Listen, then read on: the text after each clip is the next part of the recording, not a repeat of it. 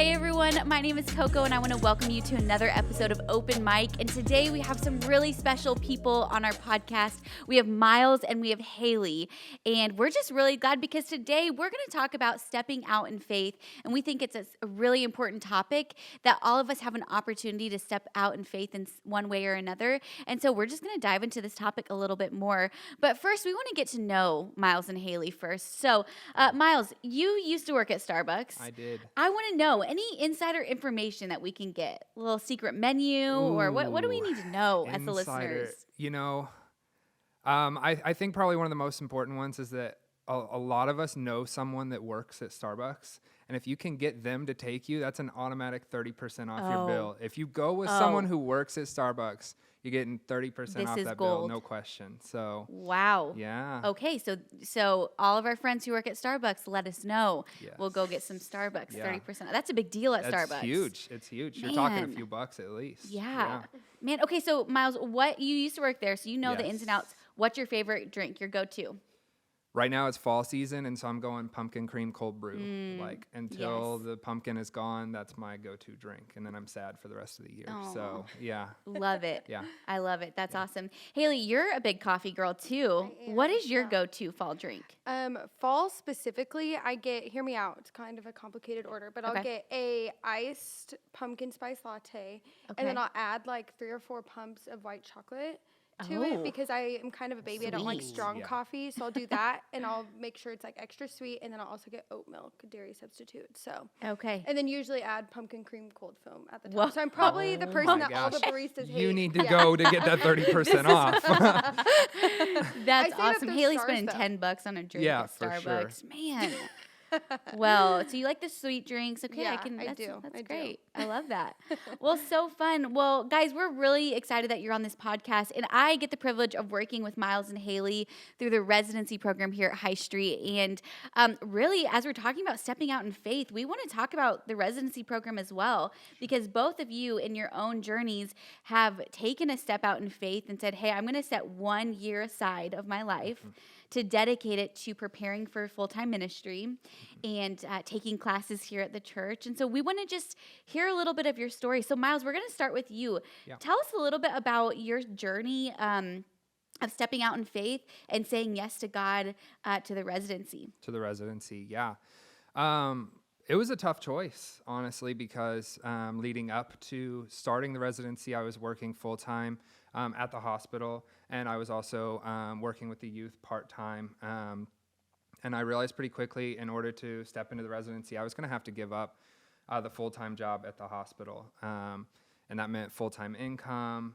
I was going to have to find some other sort of work to shore that up. So it was a hard decision to make initially, but Emma and I prayed about it for a long time, talked about it as the sign-up deadline was coming up quickly. And we realized just pretty quickly that ministry was what I wanted to do with my life. I wanted to work in ministry as long as I can, and working at the hospital wasn't getting me any further in that, whereas the residency would. And so it was a hard decision because we did have to see that full-time job go, but it's been amazing just to trust God with it and say, you know what, God, I think you're leading me down this path, and I don't know how it's going to work out. I don't know what doors are going to open that I don't even see yet, but I'm going to trust you with it. And so I made the decision. I ended up quitting at the hospital, and now we're a quarter through the residency. That's right. And it's been amazing just to see doors open that I had no idea were even there in the first place. So it's been an incredible journey so far. Yeah.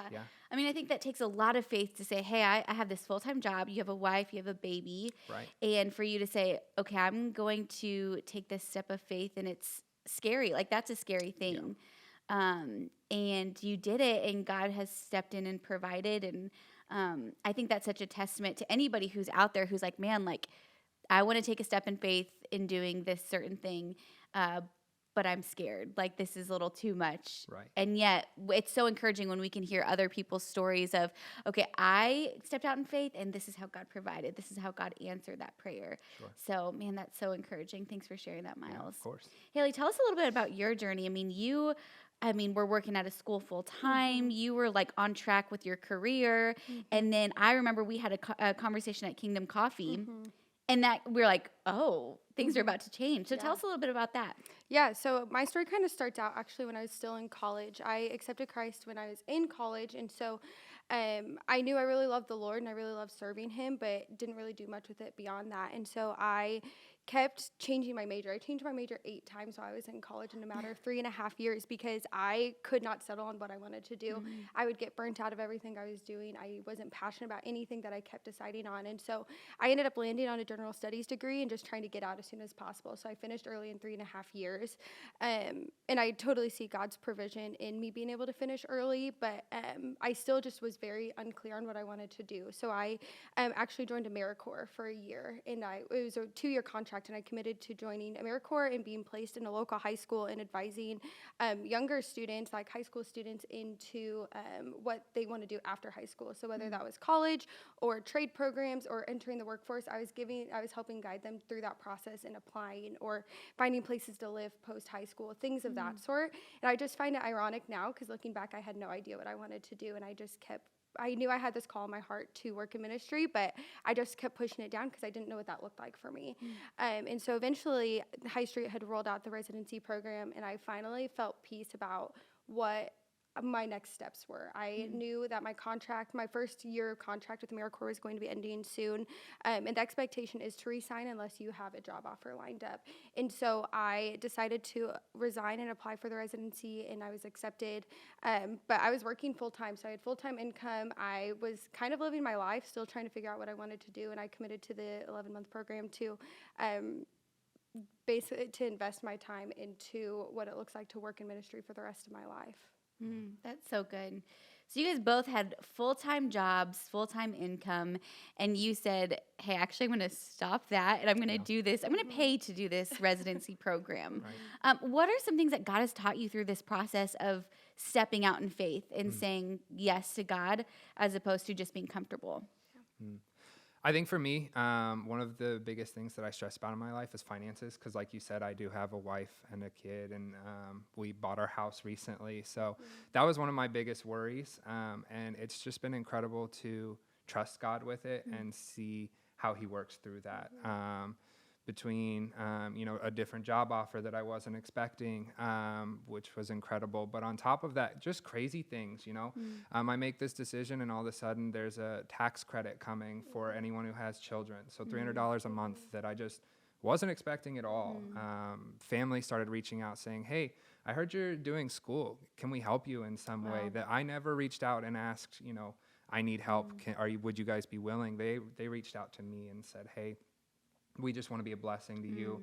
As you're doing this school, we know that school can be hard. We know you gave up a full-time position. So just seeing the way that God is faithful towards us when we do respond faithfully to Him has been incredible. And just to see, the doors that open when we respond faithfully. Yeah. What about you, Haley? Yeah, I think kind of similar to Miles, finances were a big concern of mine. I was only a year postgraduate, and working, AmeriCorps doesn't pay a ton, but it was a full-time salary. And so I knew that stepping away from that position and into the residency, which only allows you to work, a certain amount of hours per week, that was going to be a big adjustment for me. And so that was my biggest prayer and my biggest reservation when going into the residency was, how am I going to live and sustain myself? And time again, God kept reconfirming, you're on the right path. This is what I need you to be doing. I support raised for the cost of the program, and I was support raised so quickly, and I think that was God completely confirming in my heart that no, you're doing what I'm calling you to do, and I will take care of you and provide for you through this time in your residency. I had family that I never would have expected to support me, and I had people that I didn't even know put money into my support account. And so it was just, again, time and time again, God kept telling me, no, you are on the right path. This is where I want you to be, and I will sustain you through this time. And even now, a quarter into the program, I still see that time and time again. I picked up a part-time job at Target while I am going through the residency program, and I was given a raise very unexpectedly when I was getting really stressed about finances. So God just keeps reconfirming in my heart, like, you're going to be prepared for the rest of your life by staying in this program, and I'm going to take care of you. Regardless, I'm going to make sure you're taken care of. So I'm really thankful for that. Yeah, that's so good. So, guys, what does the Bible say about having faith? And is it important to have faith? And I know, Haley, I'm cracking up about your notes, just so everyone can see the notes on the sticky note. But, you know, you guys have some verses that you've pulled up just that maybe has helped you on your journey as you have stepped out in faith. And I love that the Bible says, Hebrews 11:6, I'm going to kick us off with a verse. It says, and without faith, it's impossible to please God. For whoever draws near to him must believe that he exists and that he rewards those who diligently seek him. And so I love that verse because it's like, you know, the Bible also talks about without faith or without works, faith is dead. So it's like, you know, there's this balance. So like, what does the Bible say about having faith? And should our listeners step out in faith and do something big for God? Or what, you know, what would you say to them? When I think about faith, immediately the story of Abraham comes to mind for me. You know, you look in Genesis 12 and you see that God comes to Abraham and says, follow me, without any direction towards where he's headed, what it looks like to follow him. And it kind of describes God's calling there in the first 4 verses, but then we get to verse 5 and it just says, and Abraham went. Not knowing where he was going, not knowing what it was for, not knowing what it was going to look like, how long, he just went. And we see how that works out for him. He ends up being the father of many nations, having descendants by crazy numbers. So obviously God blesses that faithfulness. But what is so mind-blowing is that Abraham has no idea that that's coming in the beginning. He doesn't know how he's going to get there, how it's going to look.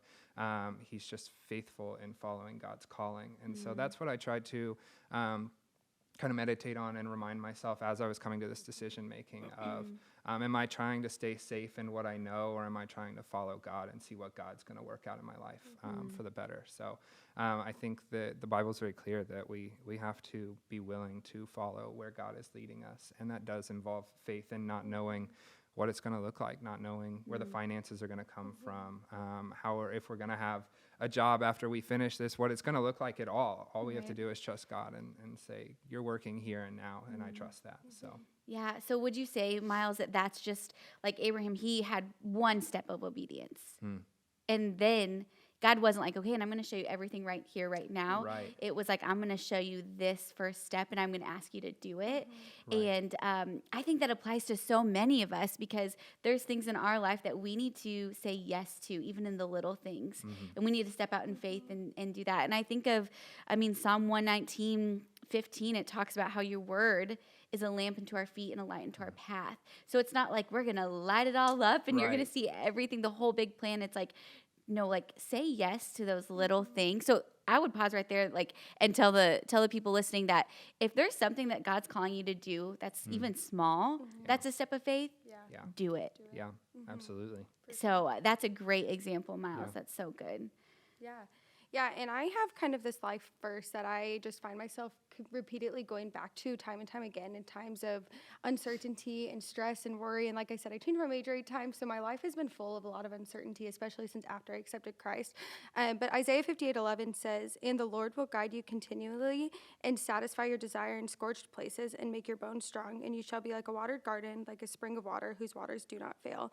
And that verse just reminds me that like when I don't know what's going on in my life and I don't know what's next, or I don't know, the step that's right in front of me, like God's going to provide that as long as I just like keep my trust in him and keep listening to where he's leading me and not what my own like heart desires to do, but what he desires for me. If I continue to walk in obedience with that, he's going to provide for me and make sure that I'm taken care of and that I will not fall short of what I need to be successful in whatever he's calling me to do. That's so good. Man, well, guys, this has been so encouraging just to hear from your perspective and your stories of how you both have stepped out in faith. And so we've been talking about the residency program a lot. So, Miles, will you give them a quick overview of what the residency program is? Sure. So that if anyone's sitting here and they're like, man, I do feel called to ministry. I feel like I should take a step, but what is that? This could be a possibility for them. So. Yeah, well, I think there's a lot of us, obviously me, who feels a calling towards working in ministry in some form or fashion, but we don't have any schooling or any ministry background that's really prepared us beforehand for what we're feeling called to do. And so the residency is an 11-month program broken up into 4 quarters where we just go through basically how to prepare ourselves to work in ministry. We just finished theology and Old Testament, just studying why those two things are important, and practically how can we put those in play in our ministry and in our areas moving forward. So the residency, I'm excited. We're about to start hermeneutics and biblical counseling next. So I'm excited to see just what it is that God has for me to learn there, and how I can apply that to what I'm doing now, but also how it will set me up for the ministry that I'm looking forward to in the future. So, yeah. I love that. Haley, do you have anything you want to add to that? Yeah, I think my favorite part of the program is just getting to learn underneath the leadership here at our church. I think we're blessed with such incredible leaders here, and they have been so like open-handed, willing to give us any opportunity that we want to learn.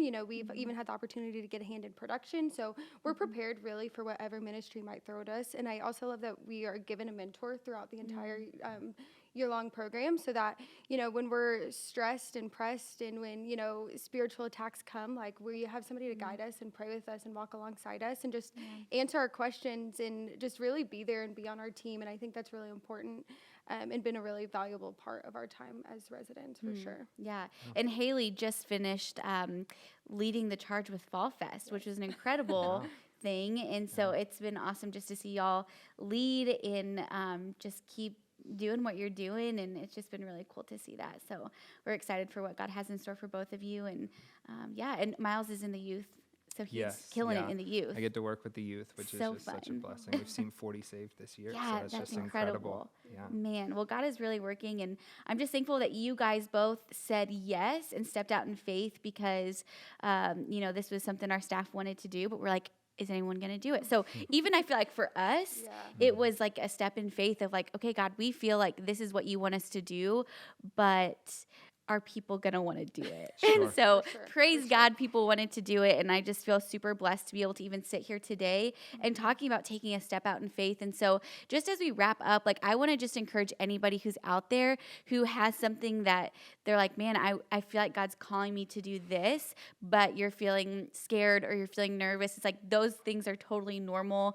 But we would encourage you to say yes to God, and God is pleased when we step out in faith and do what he's called us to do. And so if you have any questions about the residency, you can always go to highstreet.org/institute, and there's information on there, and you can email us and we can get you all the information.